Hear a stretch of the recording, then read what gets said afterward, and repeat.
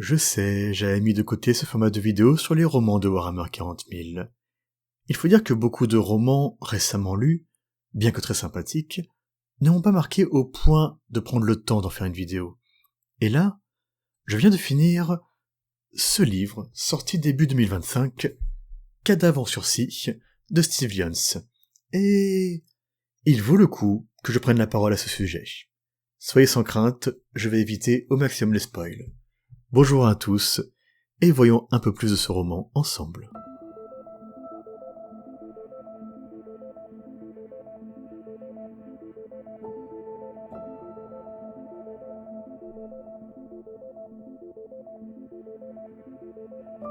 Il se rappela ce que ses instructeurs lui avaient dit avant sa première bataille. S'il arrivait à terrasser ne serait-ce qu'un seul adversaire, il aurait justifié son existence.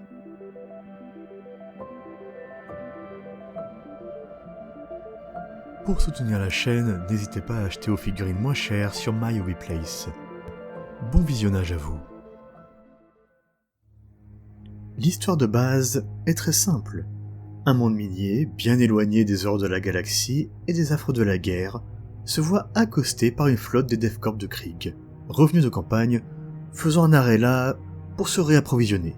Un timing parfait, car en s'enfonçant plus loin dans les profondeurs, les ouvriers de Hieronymusville, l'une des principales cités ruches de la planète, vont par mégarde enclencher le réveil d'un monde nécropole-nécron, endormi depuis des millénaires sous la surface. Le pitch de base est donc simple. Une planète impériale, une population ignorante, des troupes spécifiques de l'Imperium et des Nécrons comme antagonistes. Rien que la présence de ces derniers a attiré mon attention sur ce roman, forcément. Et en vrai, il y a peu de choses sur eux.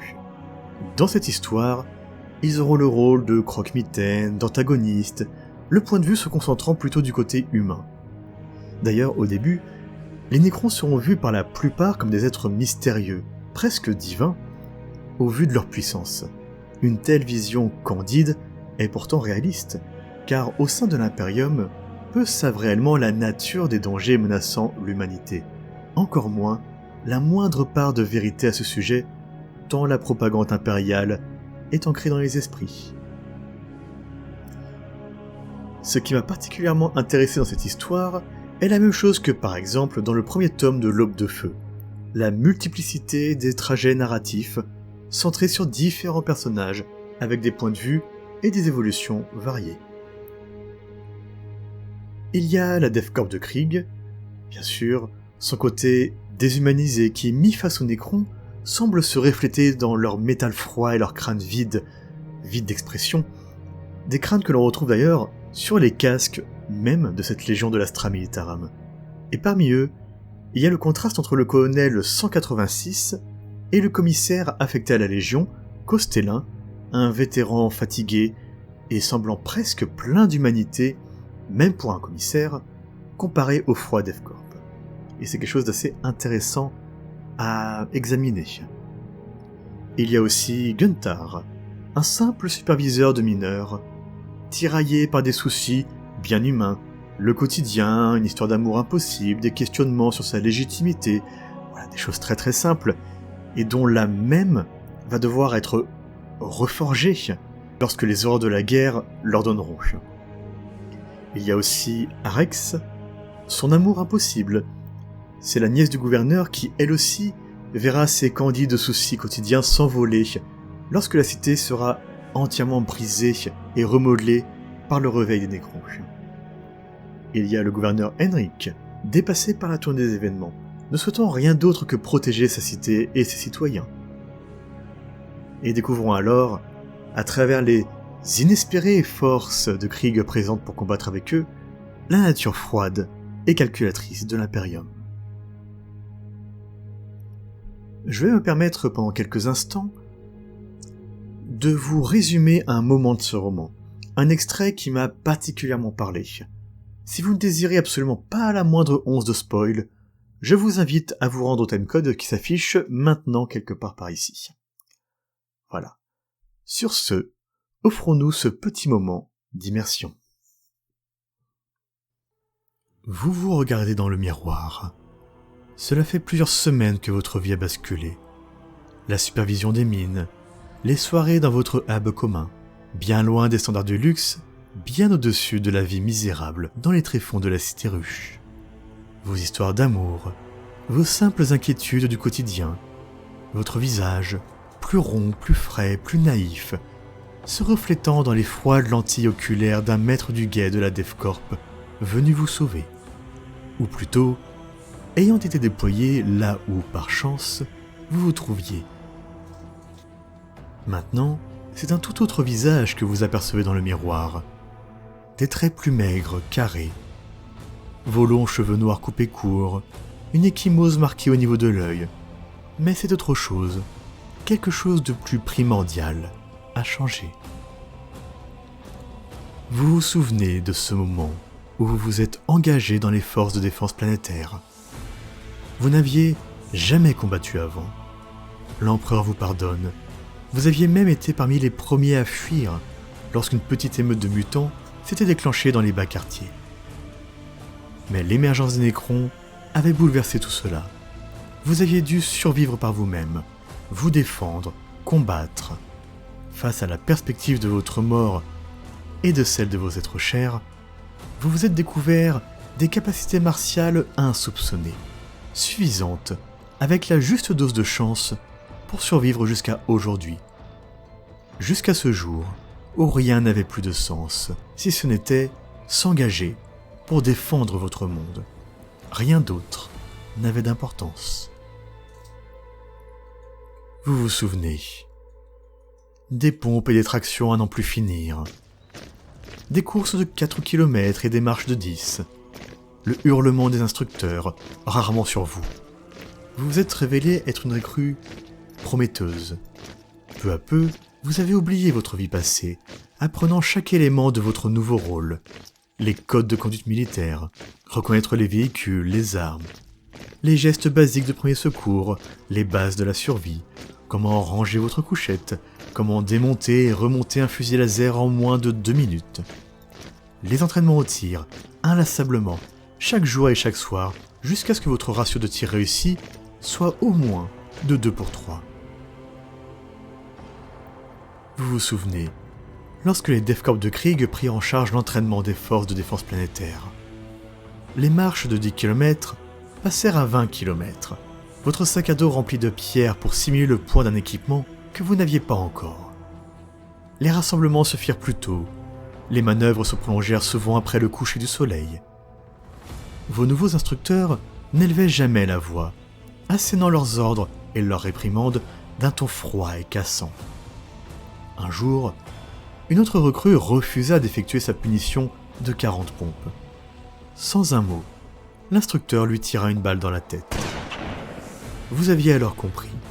Vous étiez à présent un rouage de la machine de guerre impériale. Il n'y avait pas de retour en arrière possible. Vous vous souvenez. Les sessions dans le lectorum, devenues des moments de prière et de récitation des bénédictions de l'empereur. Les punitions, lorsque vous faisiez l'erreur d'utiliser le terme « je » pour vous désigner, et non « ce soldat », l'attribution de votre matricule, soldat 1419, devenant votre nouvelle identité.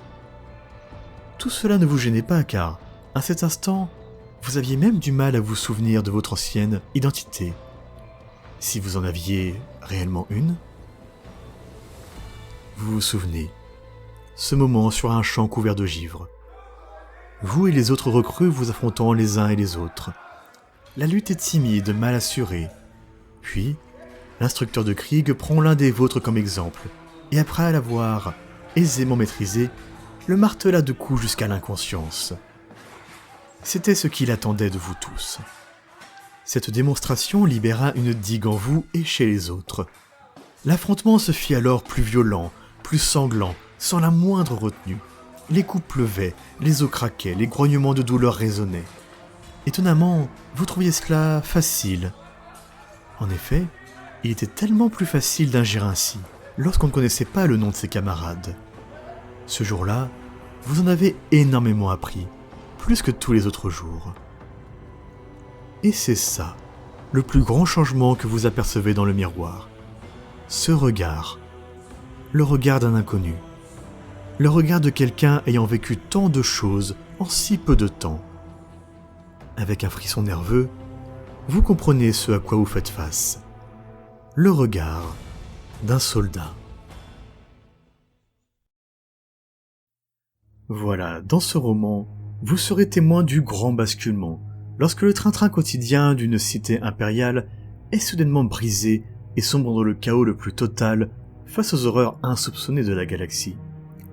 Comment un peuple, n'ayant connu que quelques révoltes et quelques vagues altercations avec des mutants, se retrouve embrigadé dans une guerre à grande échelle aux côtés de soldats expérimentés et prêts, désireux même, de mourir face à des créatures de cauchemar.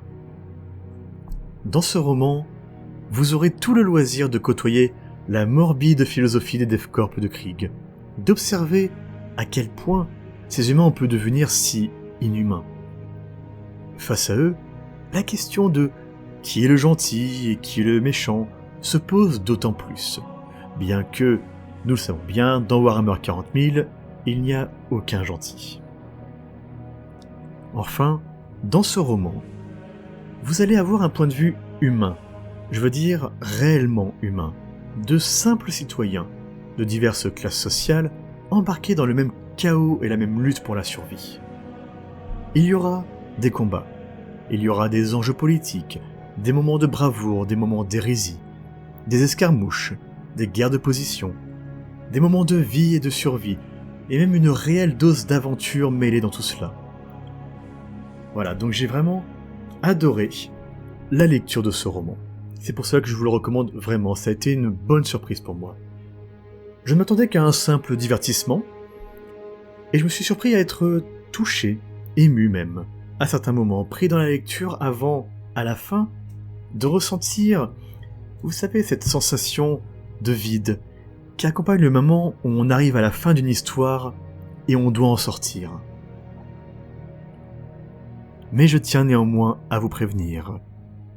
Ce n'est pas une histoire pleine d'espoir. C'est un roman dans la pure veine de Warhammer 40 000. Sans tomber dans l'horreur du grimdark à l'extrême, l'ambiance sombre de cet univers s'y retrouve très bien. Plus que cela, c'est le côté sans pitié de l'existence que l'on y retrouve. Ce qui nous rappelle que jamais, au grand jamais, qui que ce soit de sensé ne voudrait y vivre. Après, j'ai envie de dire, le titre est évocateur. Cadavre en sursis. La mort nous attend tous au bout du chemin. Ce qui est intéressant, c'est tout ce qui se passera jusqu'à ce moment.